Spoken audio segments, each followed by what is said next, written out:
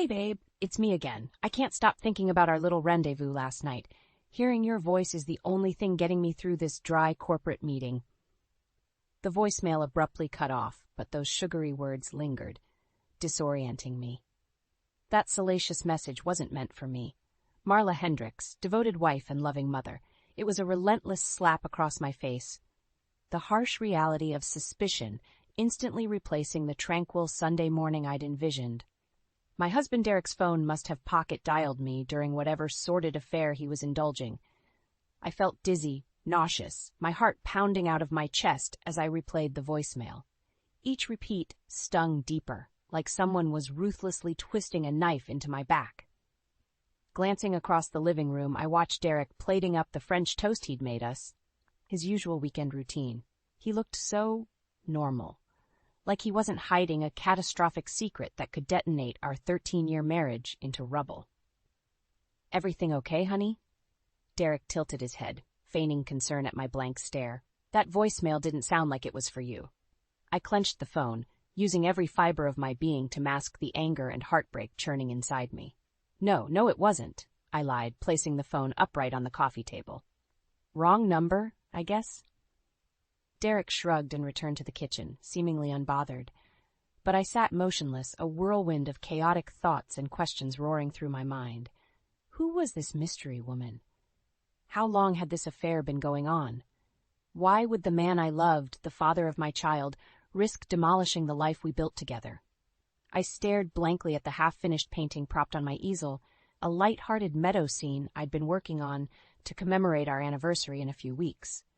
The once vibrant colors now appeared dull and lifeless. Not unlike my marriage, it seemed. My artistic mind, which typically saw beauty in even the most intricate details, began plotting how to extract the brutal truth from Derek's lies. I needed to unmask his deception through his own actions, not wasted words.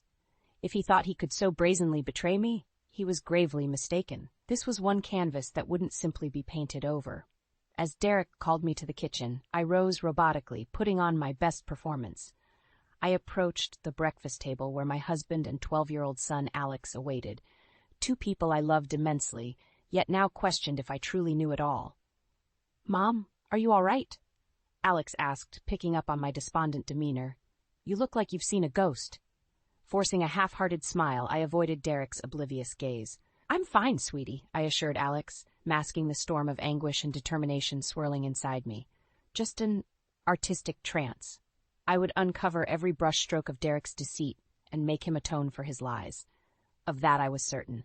But for now, I had a role to play, biding my time until I could craft the perfect way to illustrate the ultimate cost of his betrayal. The game was on, and I didn't intend to lose on this, my most substantive canvas yet. Over the next few weeks, I scoured our lives for evidence of Derek's infidelity, masking my devastation behind a facade of blessed ignorance. The voicemail was just the tip of the treacherous iceberg. I intended to melt away every last shard of his deceit. My first clue came when reviewing our credit card statements. Numerous charges from upscale restaurants and hotels we'd never visited as a couple. Couples massages, rose petal turn-down services, sultry lingerie from racy boutiques, confirming my worst fears that this affair was more than a tawdry fling. When I showed the statements to Derek, he launched into a regurgitated spiel about increasing work travels and client entertainment obligations. His excuses reeked of well-practiced lies. I responded with faux understanding while making a mental catalog of every blatant fabrication. Thankfully, my reliable conduit Jana proved eager to assist my investigation, an extremely gifted researcher and techie extraordinaire who could unearth fossils on the World Wide Web. "I'm so sorry you're going through this hell, Han," she said after I confided the truth over wine one night. "But we'll smoke out that snake's trail if it's the last thing we do." Jana helped me scour Derek's email and social media footprints, uncovering dozens of incriminating nuggets like calendar appointment labels including EL, working late, and nooner at the W. Combined with images of intimate dinners, clandestine vacations, and credits for copious ride shares at all hours. "This is rock-solid evidence, Marla," Jana declared, pulling up a particularly salacious picture of Derek embracing a tall, slim blonde at some romantic villa. and by the looks of her, I can see why that douche might stray. I shuddered at the churning combination of fury and heartbreak upon seeing the incriminating photo. How could the man who vowed eternal faithfulness be so cold, so brazen with his lies? This once anonymous mistress now had a face, one I loathed more with every new discovery. "I'll kill that puny bitch," I snarled, startling even myself with the malicious bite of my words. Derek's betrayal had awoken a new, protective rage inside me, one I wasn't sure I could contain. Jana placed a reassuring hand on my shoulder. "Don't give that idiot the satisfaction of losing yourself, Marla. You're better than him, better than all of this. Just promise me one thing." "What's that?" I asked, fighting back the angry tears. "That when you shred that cheating jerk to pieces during your big finale, you'll let me watch." A wry smile crept across my face, appreciating the pitch-black humor of her request. Jana was probably the only person who truly understood the gaping abyss of anguish I was consumed by right now. But like an inspiring muse, she helped redirect my sadness into sharpened determination to make Derek rue the day he ever thought to disrespect me. With the evidence mounted, I began carefully assembling the elements of my masterpiece reveal, the crescendo where Derek's web of lies would detonate in front of his very eyes, leaving him to wallow in the rubble. The charcoal was loaded into my creative cannon. Now it was simply a matter of when, and precisely how, I would light the fuse to permanently incinerate the life he so arrogantly set fire to. With the revelations from Jana, the identities of Derek's mistress became clear. Elise Larson, a 28-year-old junior analyst at his firm. Her social media profiles painted a vain, materialistic portrait filled with glamorous vacation shots and boastful posturing about her corporate status. I could deduce why Derek found her appealing from a visual perspective, but it disgusted me that he'd forsake our family for this vapid, arrogant harlot. Per Jana's advice, I created an anonymous fake account to innocuously monitor Elise's digital footprint. At first, her posts provided little actionable insight beyond tireless humble brags and envy-stoking humble brags. But after a few weeks of silent monitoring, I stumbled upon the smoking gun. It was an ambiguous selfie of Derek nuzzling Elise's neck at a dimly lit bar, accompanied by the tacky caption, "Business Travels." While obscured, his face was unmistakable in the image. I'd know those rugged features and expensive suit anywhere. The comments that followed were a barrage of eye-roll emojis and inside jokes, comically unaware of the cataclysmic fallout this debacle was about to unleash. My blood boiled as I processed this grotesque image of their cavorting. But I took solace in knowing this would be the first brushstroke of the epic tableau where I'd publicly unmask Derek's wanton infidelity. I calmly screenshotted the evidence and began mapping out the next phase. Emboldened, I decided to engage with Elise's posts, probing to unearth more details about their affair, using my cloak of anonymity. After a few benign comments, she took the bait and opened up to me, unaware I was the wife she'd so wantonly disrespected. "Derek and I have been having the most electric, passionate affair," she bragged to what she assumed was a random sympathetic user. "He's utterly smitten, but fears leaving his domesticated suburban situation. Matt, I'm doing everything to prove I can be the sophisticated partner he deserves." I had to cover my mouth to muffle the guttural grunts of disgust as I read her conceited drivel. How dare this home-wrecking bimbo attempt to rationalize decimating my family? I yearned to lash out with gale-force fury, but cooler heads prevailed. I needed to remain strategic, continue laying the foundations for my impending masterpiece. Over the following weeks, I endured acidic details about the extent of their affair, the salacious texts, the romantic retreats, the unprotected romps that could have easily conceived a cursed love child. With each revolting revelation, my ambition for an iconic confrontation only intensified. When Elise finally shared that she and Derek were planning a secret Miami getaway under the ruse of a corporate summit, I knew my moment had arrived. This would be the arena where I'd publicly flay Derek's deceit into oblivion. "You're going to deeply regret the day you ever sought to undermine my family," I replied from the fake account, no longer masking my seething rage. "The treachery you've enabled is utterly unforgivable. I hope you can live with the infamy of being branded a home-wrecking whore for the rest of your superficial, worthless life." Elise had the audacity to respond with laughing emojis, believing this was all an amorous prank by Derek. Little did she know the masterful production I had in store for her romantic rendezvous in South Florida. With the evidence mounted and endgame set, the only remaining question was how to most impactfully confront Derek's betrayal. A climactic, dramatic showdown was essential to driving home the full magnitude of his treachery. But I also needed to catch him completely off guard to authentically unmask his depraved lies. The answer came when pondering how to maximize the emotional impact using my unique artistic perspective. Throughout our marriage, Derek had always appreciated and encouraged my creative passion projects around our home.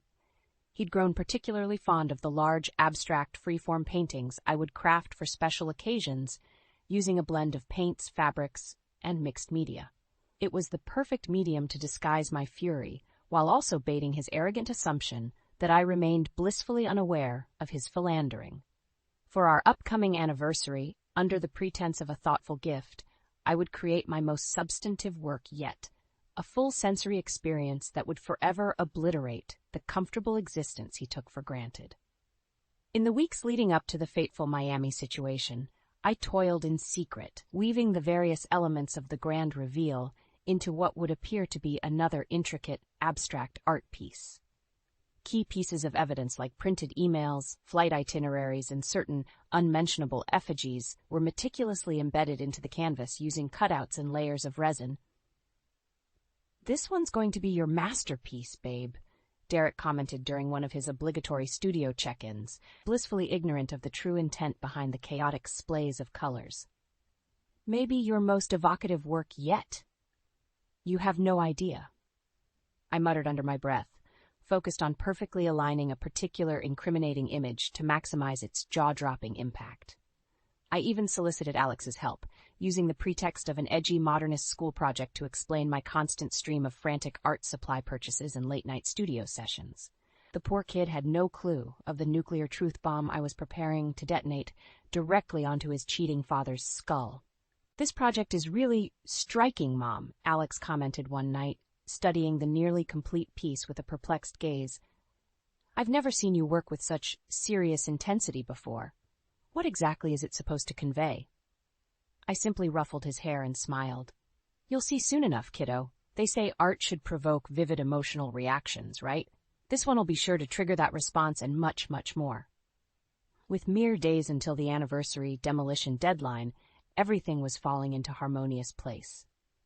My carefully constructed operatic betrayal would be fascinating to behold under the right spotlight, ironic given Derek's own duplicitous passions I intended to illuminate. The only remaining detail was deciding the precise moment and setting for the dramatic debut unveiling. The possibilities ranged from grandly interrupting his return flight with Elise to surprising them in flagrante at their swanky Miami love suite. Images of the flabbergasted looks frozen on their smug faces as the curtain dropped brought me endless delight.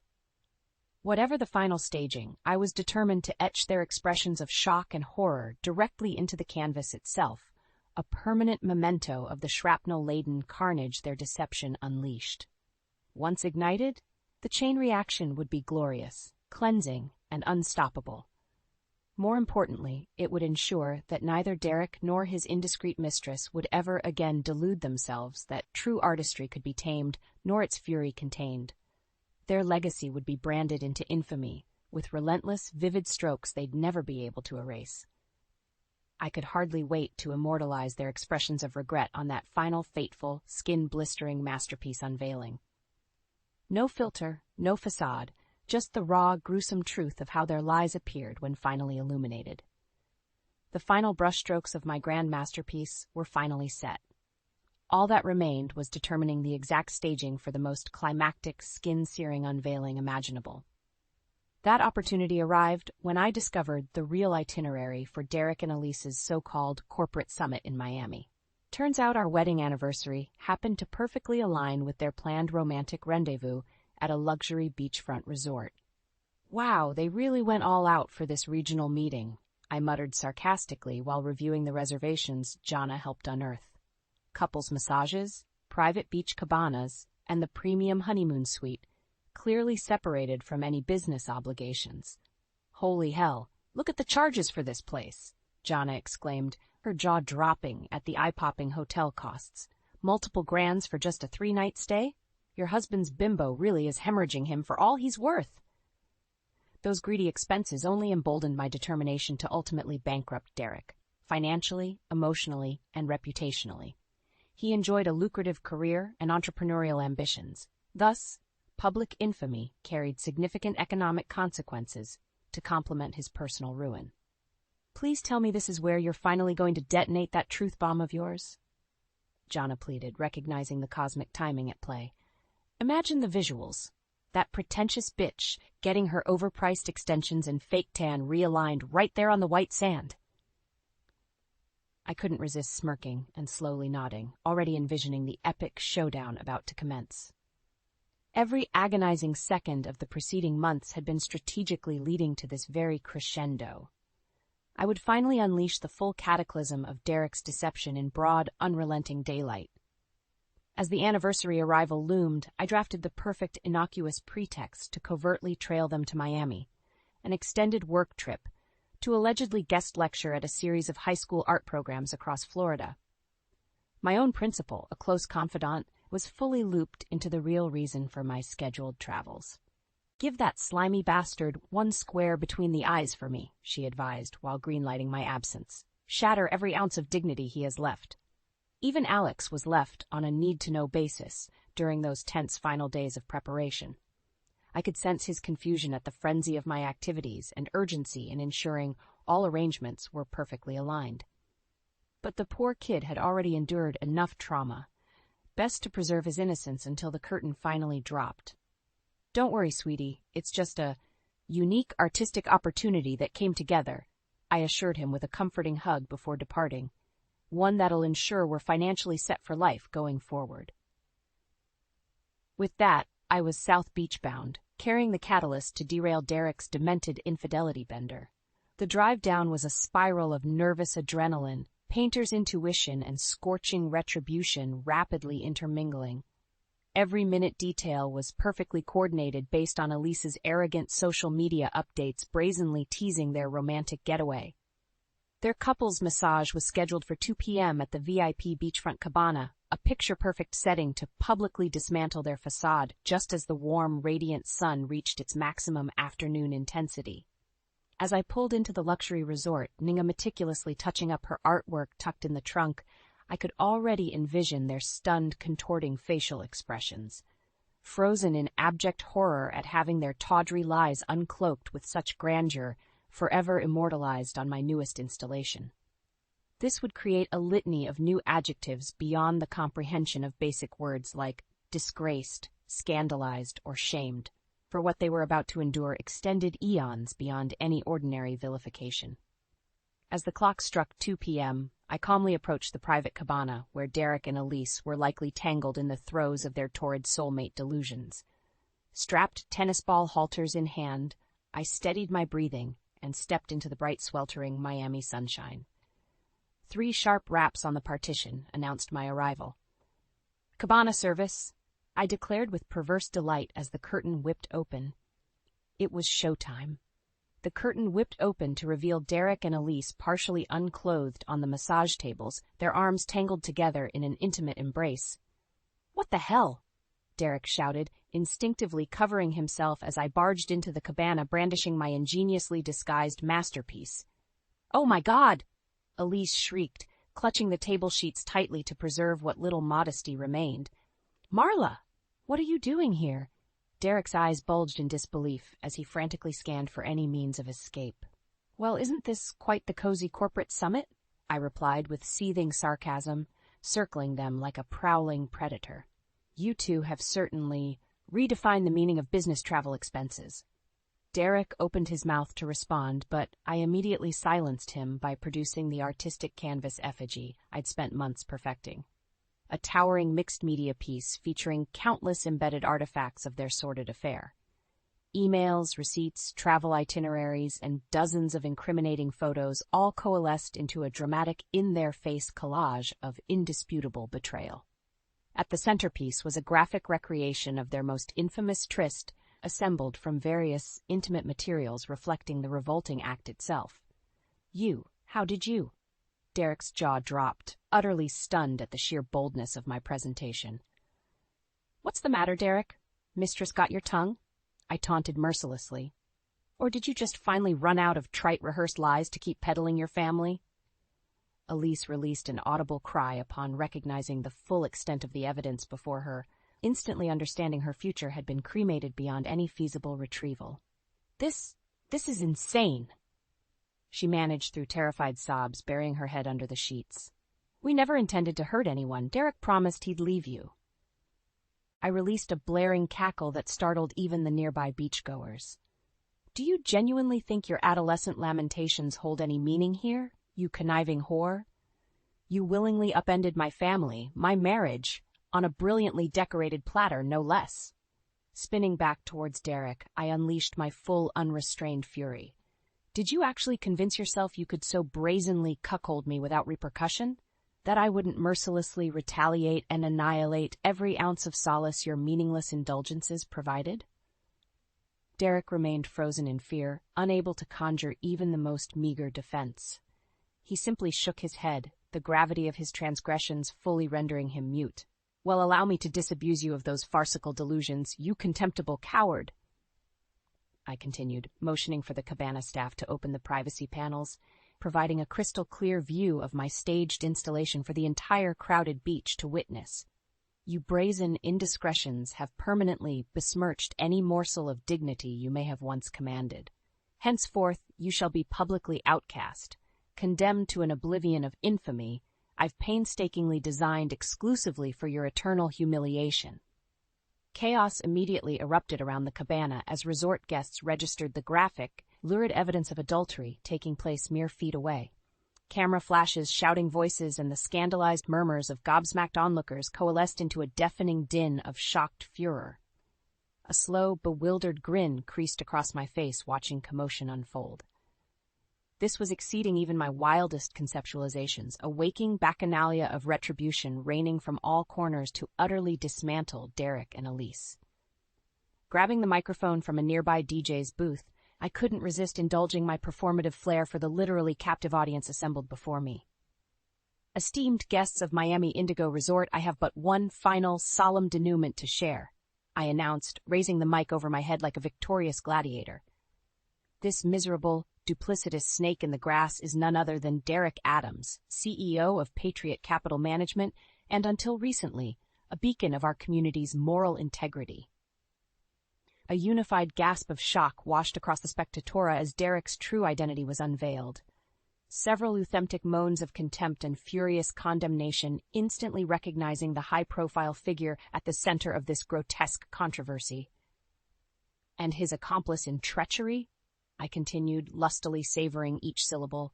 This designer harlot Elise Larson, a junior peon so consumed by social status that she willfully violated the sanctity of marriage to bed her wealthy Creighton superior. Elise released a torrent of sobs, cradling her bare body as the cameras frantically flashed around us, capturing her in the ultimate state of debasement and ruin.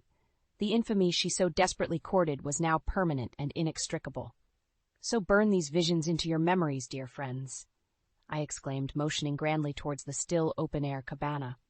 For this disgraceful, flaming pyre of deception shall forever memorialize their legacy of sin.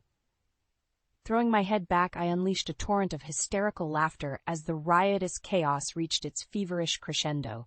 This ultimate masterclass execution was worth every enduring second of agony. At last, the most deserving justice had finally emerged radiant upon my cunningly crafted canvas of utter disgrace. In the aftermath of the Miami cataclysm, my life rapidly transformed from devastated victim to administration of poetic justice. Derek's once illustrious reputation now lay in ashes, destroyed by the vivid infamy I'd meticulously crafted. The lurid images and videos from the confrontation went viral within hours, sparking a tidal wave of spurning contempt. Derek was promptly fired from his executive role at Patriot Capital, while Elise's professional demise wasn't far behind. Corporate America had no tolerance for scandals of such grotesque moral indecency. Divorce proceedings commenced immediately as well. Thanks to the mountain of evidence I'd gathered, Derek found himself with negligible legal recourse to contest my demands. Attempting to fight would only further incite the PR nightmare he already faced. "You'll be lucky if I don't pursue criminal charges for inflicting such psychological distress," my attorney warned Derek during our first negotiation session. "After the reputational havoc Miss Hendricks has already unleashed." Derek sat motionless, his eyes still haunted from the mortification of that Miami spectacle. His once profound ambition and gravitas had disintegrated into meek subservience. Not even Elise's presence could rouse him from this pathetic, shameful descent. "Whatever you want, I'll agree to it all," he finally muttered in resignation.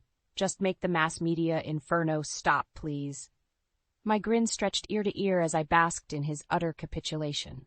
For so many agonizing months, regaining control of my destiny seemed impossible in the shadow of his deceptions. But through radical, artful expression, I'd ruthlessly reversed our positions of power. The dishonor he recklessly invited had now consumed him entirely. In the end, the monetary sum and assets awarded were almost immaterial compared to extracting this psychological devastation upon him. The ritual public execution of Derek's false idolatry marked the true catharsis. He'd been disgraced beyond any potential redemption, his capacities for respect, leadership, and moral virtue permanently revoked.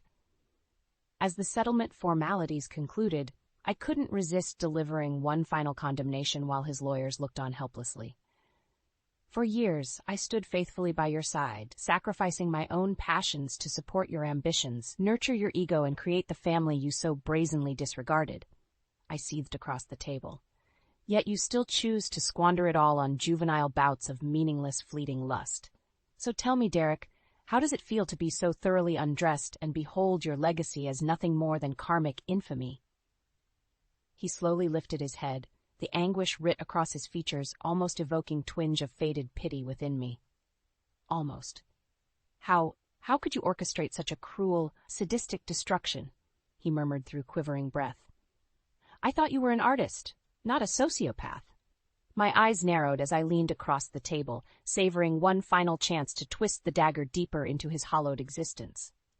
"Oh, I am very much an artist, Derek. One with a mastery of conveying vivid realities through my chosen muse. You see, your mistress's self-professed talents were merely the inspiration for my grand masterpiece. But only I could truly capture the raw obscenities of your deception in their most rapturous form." Drawing a deep breath, I pulled the folded sheet from my blazer's inner pocket and slid it forcefully towards him. "These terms represent the full-scale annihilation of your wicked misdeeds, ratified as official infamy. Their permanence is every bit as exquisite as your deceit was grotesque." Derek's eyes welled with tears as he tentatively reached for the settlement documents, his legacy of sacred vows now abolished into smoldering ruin. Even Elise couldn't bear to offer consolation, her choked sobs signaling whatever bond remained was caustic. Pushing back from the table, I reveled in their resounding defeat as an overwhelming wave of jubilation washed over me. My purpose was renewed, my soul's revival absolutely transcendent. The final truths had defiantly won their glorious vindication. "You can thank me whenever the self-pity fades for respecting your most sacred adulterous wishes," I proclaimed, straightening my jacket as their teary murmurs faded into irrelevancy behind me, "which was simply to make your infamy eternal and unforgettable." With Derek's karmic demolition finalized, I could finally exhale and begin reconstructing my life from the ashes of deception. The all-consuming fury that guided me now faded, replaced by an exhilarating sense of liberation and renewal. The financial settlement awarded from the divorce proceedings was substantial, more than sufficient to ensure a comfortable future for Alex and I as a reconstituted family unit. While monetary compensation could never atone for the breach of sacred marital trust, it did provide the means to pursue ambitious new endeavors on my own uncompromising terms. My first priority was relocating us from the suburban Denver community where our family roots had taken shape, but were now indelibly scarred by Derek's infamy. A fresh environment free from the incessant scrutiny and instigated whispers seemed essential for personal healing. Santa Fe's vibrant art scene proved the perfect regenerative landing pad for our relaunched lives. I easily found a charming adobe home in the historic district within walking distance of the town's creative epicenter. "This is so cool, Mom," Alex gushed during our first driveway basketball session in the new neighborhood. "No more lame homeowners association rules or anything." I smiled, watching him effortlessly adjust to our new normal, grateful to see his childlike spirit buoyed rather than diminished by the recent familial tumult. "You know it, kiddo. Out here, we can be as weird and free-spirited as we want." With our personal sanctuary secured, I began meticulously exploring spaces to establish myself as a professional artist in the Santa Fe community. Several upscale galleries had representation availability, citing the recent influx of my compelling new work as a driving factor. Because unbeknownst to me, several attendees at my Miami performance had documented the entire audacious confrontation, instantly transforming it into an urban legend of avant-garde, subversive expressionism virtually overnight. Your courageous willingness to confront subjugation through such visceral motifs has already mythologized you as a defiant voice for the culturally repressed, one gallery owner proclaimed during my inquiry meeting, clearly enamored by the prospect of representing such dangerous artistry. "Please allow our humble exhibition space to provide a radiant platform for your truths." Not one demur from opportunistic mythologizing, I accepted his effusive overtures without hesitation. My subversive opus was quickly slated to headline the next month's marquee exhibition, a resounding second act to the public firestorm ignited in Miami. Financial compensation from the divorce paled in comparison to manifesting a professional community that deified my raw talent for candid expression above all else. Santa Fe's eccentric arts pando me with resounding zeal, a living rebuttal to Derek's baseless insecurities about my personal worth. Even more cathartic was witnessing my son's spirit flourish under the milieu of inspiring individualism. No longer burdened by the disgraced specter of patriarchal aspiration, I could nurture Alex's uninhibited creative passions to maximum potential. "Look, Mom, I got a standing ovation after the first act of the school play," he exclaimed following one proud afternoon performance. "Ah, that's wonderful, sweetie." I swooned, pulling him into an enormous hug. "I don't think I've ever seen you glow brighter on that stage." Alex rolled his eyes in playful embarrassment. "Well, it's pretty easy to go big when your character's not suffocated by societal norms or toxic expectations." My heart swelled with overwhelming pride hearing those words. Gone was the sad, confused little boy silently processing the fallout from Derek's disgraceful unraveling. In his place stood a supremely self-assured young man embracing the cathartic freedom of genuine self-expression. As I committed Alex's radiant countenance to heart-wrenching memory, I realized the ultimate karma Derek's deception had wrought. By brazenly underestimating the fury of a passionate artist scorned, he'd forced a metamorphosis that released us both from the crushing conformity of his bygone value system. My son's unrestrained spirit now burned with the same righteous flames that had decimated Derek's narcissistic idolatry. We were finally unbound from societal expectations to embrace our most vibrant, authentic selves. For that ultimate paradigm shift of purpose, Derek's treachery would be forever indelible, the harbinger sparking our rebirths.